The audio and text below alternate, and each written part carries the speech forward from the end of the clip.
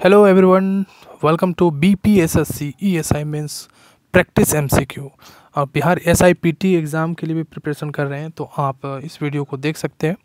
ठीक है, चलिए पहला जो सवाल है दोस्तों, सुरक्षा प्रकोष्ठ की नीति संबंधित है। आपके option Warren Hastings, Lord Dalhousie, Henry Lawrence या लॉर्ड लिटन। तो फ्रेंड्स सही उत्तर है ऑप्शन 1 वारेन हेस्टिंग्स। ठीक है, रिंग फेंस पॉलिसी। ठीक है, तो रिंग फेंस पॉलिसी जो है वो वारेन हेस्टिंग के शासनकाल में बनाया गया था। ठीक है, 1765 ईस्वी से लेकर के 1813 ईस्वी के बीच में पॉलिसी को अपनाया गया था, बनाया गया था। बेसिकली ये था क्या, ये अपने पड़ोसी जो राज्य थे उन सभी राज्यों को सुरक्षा प्रदान करते थे। ठीक है, कंपनी।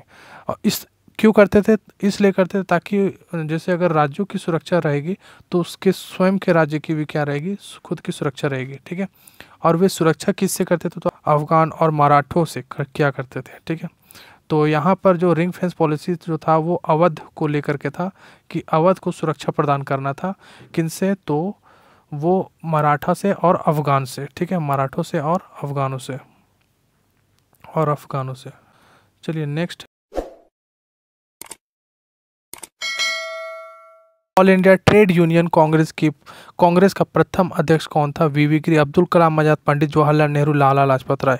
तो फ्रेंड सही उत्तर है लाला लाजपत राय। ठीक है, तो ये प्रथम अध्यक्ष बने थे तो वर्ष 1920 को। चलिए नेक्स्ट है सवाल नंबर 3, नाबार्ड की स्थापना किस पंचवर्षीय योजना की अवधि में की गई थी? चौथी, छठी, पांचवी या तीसरी? तो सही उत्तर है नंबर 2, छठी पंचवर्षीय योजना में। कौन सा अनुच्छेद प्रेस की स्वतंत्रता से संबंधित है? आपके ऑप्शन अनुच्छेद 19, अनुच्छेद 20, अनुच्छेद 21, अनुच्छेद 22। तो कौन सा अनुच्छेद प्रेस की स्वतंत्रता के बारे में पूछ रहा है? तो अनुच्छेद 19 में। ठीक है, अच्छा जितने भी मौलिक अधिकार हैं, मौलिक अधिकार के जितने भी अनुच्छेद उसको याद कर लीजिए। नीति निर्देशक जो तत्व हैं उन्हें याद कर लीजिए, प्रस्तावना है उसमें याद कर लीजिए। ठीक है, ये सभी चीज़ को, ये सब इंपॉर्टेंट फैक्ट जितने भी हैं सभी चीज़ को याद कर लीजिए। नेक्स्ट है सवाल नंबर 5, लोकसभा में राज्यभर सीटों का आवंटन 1971 की जनगणना पर आधारित है। यह निर्धारण किस वर्ष तक यथावत रहेगा? ऑप्शन है आपके 2031, 2026, 2021 या 2019। फ्रेंड सही उत्तर है ऑप्शन 2, 2026। चलिए नेक्स्ट है, पंचायत के चुनाव कराने हेतु निर्णय किसके द्वारा लिया जाता है? केंद्र सरकार, राज्य सरकार, जिला न्यायाधीश या चुनाव आयोग?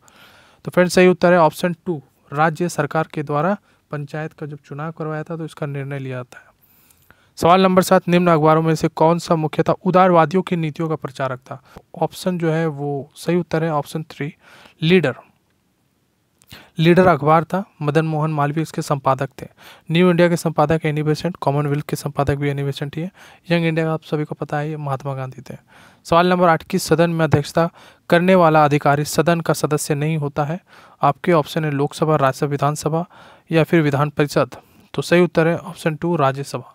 सवाल नंबर 9 को देखिए आप इस तरह से समझ जाइए। क्वेश्चन यहाँ पर कुछ इस प्रकार, पावर में n है। ठीक है, और ये क्यूबिक फॉर्म में 3 जो रूट है वो रूट नहीं है, स्क्वायर रूट नहीं है, वो रूट जो है वो क्यूबिक रूट है।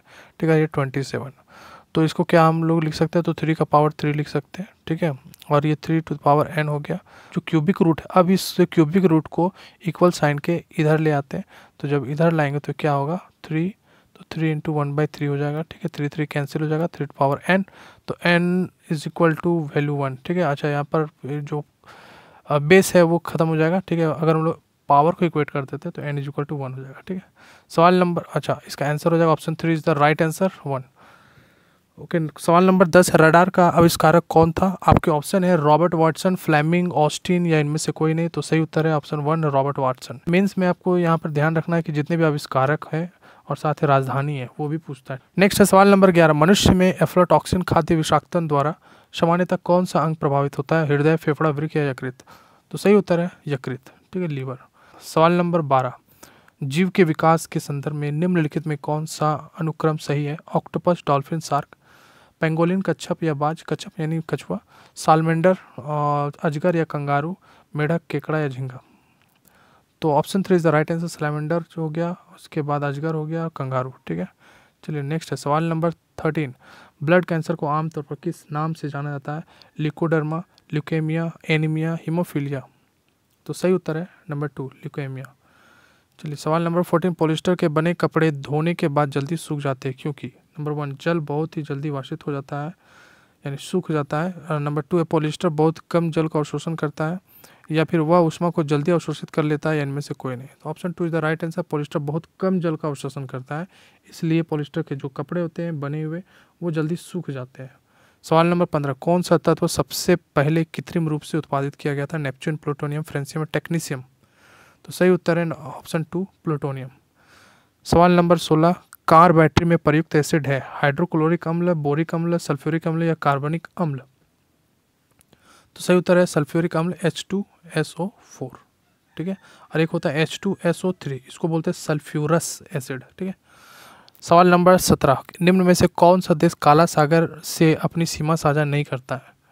देखिए ये ब्लैक सी है, ब्लैक सी में आपको यहाँ दिखाई दे रहा है कि टर्की जो है वो ब्लैक सी से अपना सीमा साझा कर रहा है। रसिया करता है, यूक्रेन है, रोमानिया है, बुल्गारिया है, ठीक है। और यहाँ पर आप देख सकते हैं इधर है सर्बिया। तो इसमें और एक जॉर्जिया हो गया। टोटल 6 कंट्री है, 1 2 3 4 5 और 6, ठीक है। 6 कंट्री जो ब्लैक सी के साथ अपना बॉर्डर साझा करते हैं। तो इसमें ऑप्शन अगर देखा जाए 1 तो सर्बिया ये नहीं होगा, ठीक है। मैंने एक ट्रिक बताया था टर्की बर्गर, इस तरह से भी आप याद रख सकते हैं, BURGER, ठीक है। तो टर्की का कंट्री हो गया, बी से बुल्गारिया, यू से यूक्रेन हो गया, आर से रसिया, GE से हो गया जॉर्जिया और आर से हो गया रोमानिया, ठीक है। चलिए नेक्स्ट है सवाल नंबर 18, 220 वोल्ट पर एक बल्ब 25 घंटे में 1 यूनिट ऊर्जा का उपभोग करता है, इसकी शक्ति निकालें। देखिए P इज इक्वल टू होता है विद्युत ऊर्जा बाई टाइम, ठीक है।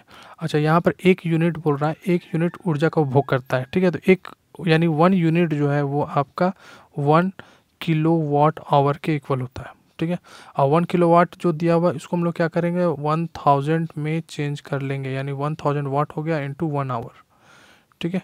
ये मेरा 1 यूनिट, ठीक है। 1 यूनिट यानी ये मेरा पूरा विद्युत जो ऊर्जा हो गया वो इसका वैल्यू हो गया, ठीक है। तो हम लोग यहाँ वैल्यू पुट कर लेंगे, तो 1000 इंटू 1 आवर, ठीक है, डिवाइडेड बाय टाइम मेरा दिया 25 घंटा फॉर 25 आवर कट जाएगा।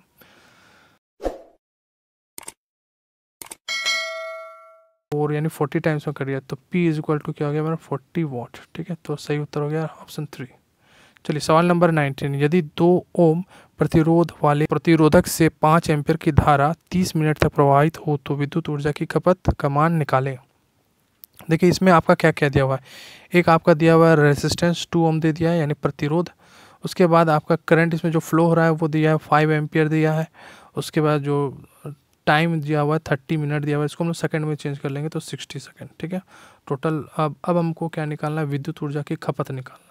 तो विद्युत ऊर्जा की खपत, तो इसका देखिए फार्मूला जो होता है W=I²RT होता है, इस फार्मूला को याद कर लीजिएगा, ठीक है। अगर आपका 3 चीज़ दिया हुआ रहेगा तो ये फार्मूला इसमें फुलफिल होगा, ठीक है। I यानी 5 का स्क्वायर यानी 25 हो गया, और इंटू R यानी 2 और T हो गया आपका कितना 1800 सेकेंड, ठीक है सेकेंड। अब सबको मल्टीप्लाई कर लीजिएगा तो 90,000 आ जाएगा। तो ये आपका हो गया टोटल इतना जूल, ठीक है। तो option 1 is the right answer. चलिए नेक्स्ट है सवाल नंबर 20, एक उत्तल लेंस की फोकस दूरी 25 सेंटीमीटर है तो लेंस की क्षमता ज्ञात कीजिए। देखिए P इज इक्वल टू होता है 1/f होता है ना।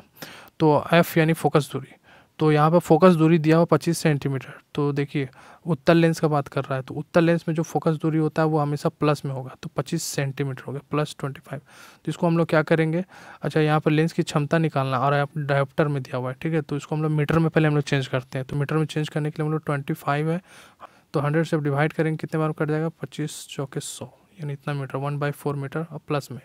तो हम लोग यहाँ वैल्यू पुट करेंगे P is equal to 1/f है तो यानी 1/4, तो 4 क्या होगा ऊपर चला आएगा तो +4 हो जाएगा, P इज इक्वल टू 4, ठीक है। ये मेरा डायोप्टर में आंसर, तो यानी +4 यानी ये हो जाएगा option 2 is the right answer, ठीक है। चलिए नेक्स्ट है सवाल नंबर 21, एक अवतल लेंस की क्षमता क्या होगी यदि उसकी फोकस दूरी 20 सेंटीमीटर है। अवतल लेंस बोलेगा ना तो इसमें क्या होगा हमेशा नेगेटिव में रहेगा, ठीक है साइन, यानी फोकस जो दूरी होगा वो -20 सेंटीमीटर होगा, ठीक है। आप इसको कमेंट बॉक्स पे कमेंट करके बताइएगा आपका आंसर क्या आया। चलिए नेक्स्ट है सवाल नंबर 22, प्रस्राव्य ध्वनि वह है जिसकी आवृत्ति होती है नंबर 1 20,000 हर्ट्ज से अधिक, 10,000 हर्ट्ज से अधिक या 1,000 हर्ट्ज से अधिक। तो सही ऑप्शन है नंबर 1 20,000 हर्ट्ज से अधिक। चलिए सवाल नंबर 23, केल्विन मान से मानव शरीर का सामान्य ताप है 280, 290, 300, 310। तो सही उत्तर है 310, ठीक है 310 केल्विन। सवाल नंबर 24, प्रकाश तरंग किस प्रकार की तरंग है? तो ये अनुप्रस्थ तरंग है। ठीक है। सवाल नंबर 25, एक तत्व m की द्रव्यमान संख्या 24 है और परमाणु संख्या 12 है। इस तत्व के एक परमाणु में कितने न्यूट्रॉन हैं? देखिए, द्रव्यमान संख्या यानी इसको हम लोग a से डिनोट करते हैं। ठीक है। और परमाणु संख्या को हम लोग z से डिनोट करते हैं। ठीक है। और प्लस न्यूट्रॉन की संख्या है, न्यूट्रॉन, तो ये n, ये फॉर्मूला था, इसको आप रट लीजिएगा। और ये भी एक चीज़ है कि आपको यह समझना होगा कि जो न्यूट्रॉन की परमाणु संख्या जो है वो प्रोटॉन की संख्या और इलेक्ट्रॉन की संख्या के इक्वल होता है। ठीक है। यानी जितना एटॉमिक नंबर रहेगा वो प्रोटॉन नंबर्स के इक्वल होगा और इलेक्ट्रॉन नंबर्स के इक्वल होता है। और जेड जो होता है वो परमाणु संख्या होता है। ठीक है, ध्यान से समझिएगा, परमाणु संख्या होता है। और ये ए जो है वो क्या है, वो द्रव्यमान संख्या दिया हुआ है। ठीक है, तो ए मेरा 24 दिया हुआ है और जेड तो परमाणु संख्या दिया हुआ है मेरा 12, तो 12 लिख लेंगे, प्लस एन हो गया, एन न्यूट्रॉन, तो हमको न्यूट्रॉन की संख्या निकालना है, तो घटा देंगे, 24 में 12 गया, कितना हो जाएगा, 24 में 12, तो 12 जो है वो मेरा हो गया सही आंसर, ऑप्शन 1। ठीक है। चलिए सवाल नंबर 26 ये आपके लिए। ठीक है, आप बनाइए उसे, कमेंट बॉक्स पर आंसर को कमेंट करके बताइए कितना है आपका आंसर। द्रव्यमान संख्या दिया हुआ आपका ए। ठीक है, ए यानी 23 दिया हुआ है और उसके नाभिक में बोल रहा है 12 न्यूट्रॉन है, तो न्यूट्रॉनों की संख्या दिया हुआ है 12। हमसे क्या पूछ रहा है, परमाणु संख्या बोल रहा है निकालने, परमाणु संख्या यानी Z इक्वल टू पूछ रहा है, तो फार्मूला भी बताया था, A equal to Z plus N होता है। ठीक है, इस फार्मूला का यूज़ कीजिए और इसका आंसर फाइंड आउट कर लीजिए। ठीक है, और ऑप्शन के अनुसार आप बताइए कि आपका आंसर क्या आया। ठीक है, अच्छा इसमें संकेत भी पूछ रहा है, जो आपका आंसर आएगा उसका संकेत बतलाना है, यानी अगर 12 आएगा तो मैग्नीशियम को, 11 आता है तो सोडियम, और 20 आया तो कैल्शियम। ठीक है, चलिए नेक्स्ट सवाल नंबर 27, किसी वस्तु को 72 रुपये में बेचने पर 10% की हानि होती है, 5% का लाभ प्राप्त करने के लिए उस वस्तु का विक्रय मूल्य क्या होना चाहिए? देखिए SP इज इक्वल टू आपका यहाँ पर जो भी लाभ या हानि होता है वो यहाँ पर पुट करेंगे, फिर इंटू CP। ठीक है, अब SP कितना दिया हुआ, 72 रुपया दिया हुआ है। अब हमको पूछ रहा हानि हो गया। ठीक है, सवाल में पूरा हानि 10% की हानि हुई है, तो यानी 90/100, उसके बाद इंटू CP, इससे हम लोग पहले CP फाइंड आउट कर लेंगे, तो 0 9 एकम 9 9 8 72, यानी मेरा CP कितना आ गया, 80 रुपया आ गया। ठीक है, CP मेरा आ गया 80 रुपया। और उसके बाद फिर हमसे पूछ रहा है सवाल कि अगर 5% का लाभ प्राप्त करना है तो उस वस्तु को का विक्रय मूल्य क्या होना चाहिए?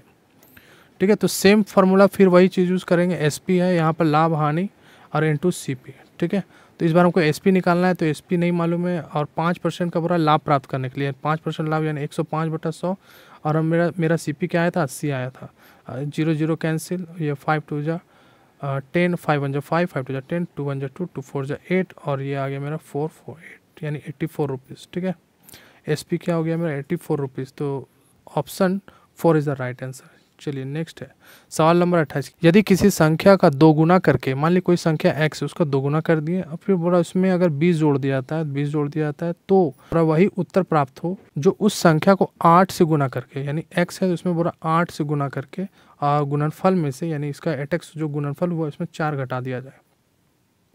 x वाले टर्म को एक तरफ ले आते हैं तो 6x हो गया, और इसको जोड़ देंगे, इसको इधर ले आएंगे तो प्लस में आ जाएगा, तो 24 होगा, 6 1 जा 6, 6 4 जा 24, x का वैल्यू आ गया मेरा 4, तो option 3 is the right answer. ठीक है, चलिए सवाल नंबर 29, 4 ओम है और 12 ओम में प्रतिरोध को, 2 प्रतिरोध को समानांतर क्रम में जोड़ा गया, तो समतुल्य प्रतिरोध निकालना है, तो 1/R इक्विवेलेंट करके इस तरह से निकाल लीजिएगा, 1/4 प्लस 1/12। ठीक है, ये फिर उसके बाद फिर क्रॉस मल्टीप्लाई कर लीजिएगा।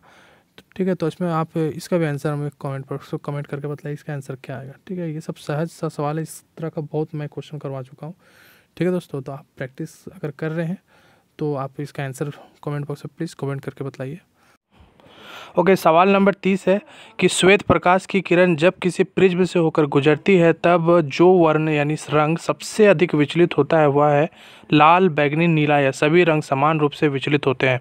देखिए मान लीजिए कोई एक प्रिज्म है। ठीक है, अब उस प्रिज्म में कोई वाइट रे जो है वो इंटर कर रहा है, जब इंटर करेगा तो फिर वो बाहर जब निकलता है तो निकलने के क्रम में जो रे सबसे ज़्यादा विचलित होता है यानी डिविएट होता है, तो देखिए जो ये आपको जो आधार दिख रहा है ना, तो जो आधार की ओर जो सबसे ज़्यादा मुड़ेगा, ठीक है, वही सबसे अधिक विचलित होगा।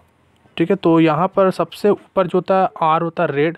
ठीक है, सबसे लास्ट वाला जो रे होता है वो कौन सा होता है, वो वॉयलेट होता है, तो R हो गया रेड, ये सबसे कम विचलित होता है क्योंकि ये आधार की ओर कम मुड़ता है, जबकि वॉयलेट रे जो होता है वो सबसे अधिक विचलित होता है, क्योंकि वो आधार की ओर अधिक मुड़ जाता है। ठीक है, तो option 2 is the right answer. और प्रिपेयर करते रहिए, मिलते हैं नेक्स्ट वीडियो में। चैनल पर नए तो चैनल को सब्सक्राइब कर लीजिए। वीडियो देखने के लिए आप सभी का बहुत बहुत धन्यवाद।